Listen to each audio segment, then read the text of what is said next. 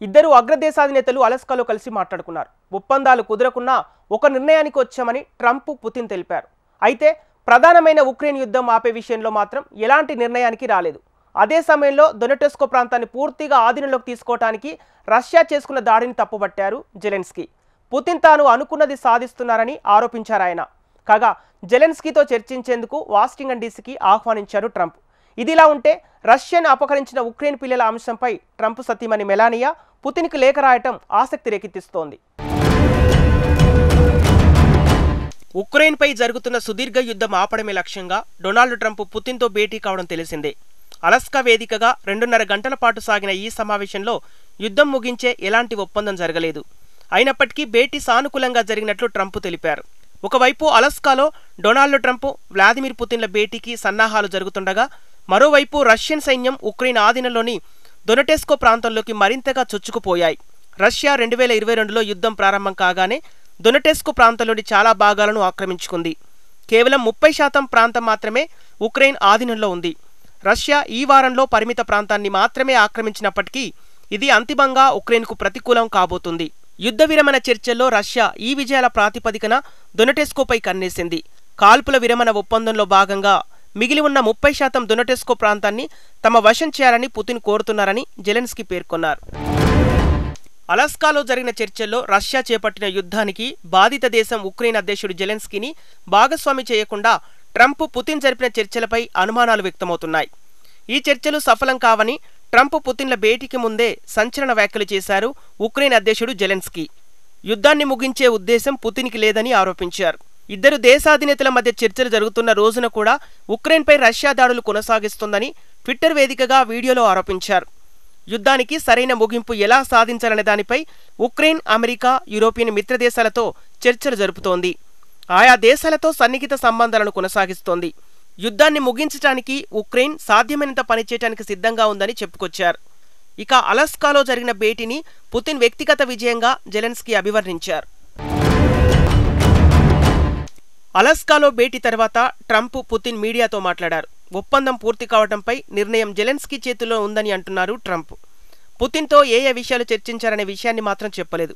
ఇంకా మిగిలి ఉన్న అంశాలు ఏంటని విలేకరులు అడిగితే చెప్పటానికి ట్రంప్ నిరాకరించారు. ఒప్పందం చేసుకోవాలని జెలెన్స్కీకి సూచిస్తా కానీ అందుకు నిరాకరించే అవకాశం ఉంది. రష్యా చాలా శక్తివంతమైన దేశం. పుతిన్, జెలెన్స్కీల సమావేశం జరుగుతుందని ఆశిస్తున్నా. అందులో నేను కూడా చేరే అవకాశం ఉందని ట్రంప్ పేర్కొన్నారు. అంతకుముందు పుతిన్ మాట్లాడుతూ జెలెన్స్కీతో భేటీ అయ్యేందుకు వ్యతిరేకం కాదని, కొన్ని షరతులకు తప్పనిసరిగా అంగీకరించాలన్నారు.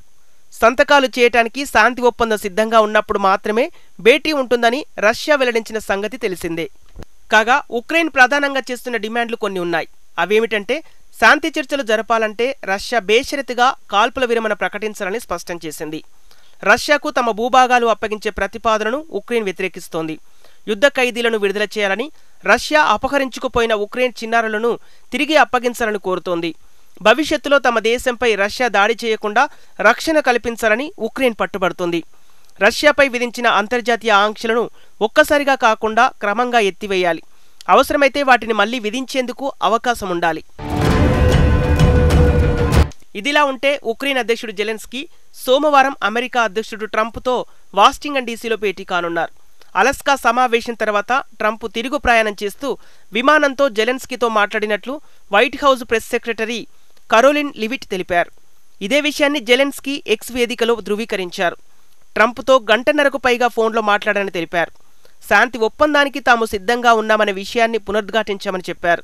పుతిన్తో సమావేశంలో చర్చించుకున్న ముఖ్య విషయాలను ట్రంప్ తనకు తెలియజేసినట్లు పేర్కొన్నారు. త్రైపాక్షిక సమావేశం ట్రంప్ చేసిన ప్రతిపాదనను అంగీకరిస్తున్నట్లు వెల్లడించారు.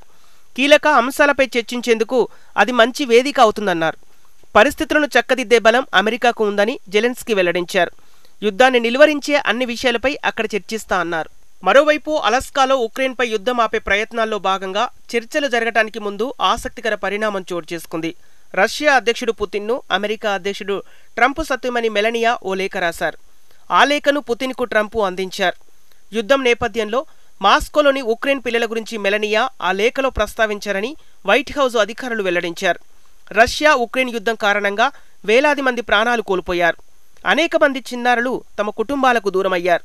2022 ఫిబ్రవరిలో మాస్కో దాడి అనంతరం తమ దేశానికి చెందిన వేలాది మంది చిన్నారులను రష్యా తీసుకెళ్లినట్లు ఉక్రెయిన్ ఆరోపించింది. దీన్ని యుద్ధం నేరంగా అభివర్ణించింది.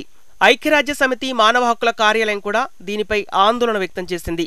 అయితే యుద్ధభూమిపై దుర్భర పరిస్థితుల్లో ఉన్న చిన్నారులను రక్షిస్తున్నామని రష్యా తన చర్యను సమర్థించుకుంది. ఈ నేపథ్యంలో మెలానియా రాసినట్లు చెబుతున్న లేఖ ఆసక్తి కలిగిస్తోంది. అయితే ఆ లేఖలోని ఇతర విషయాలను బయటపెట్టలేదు.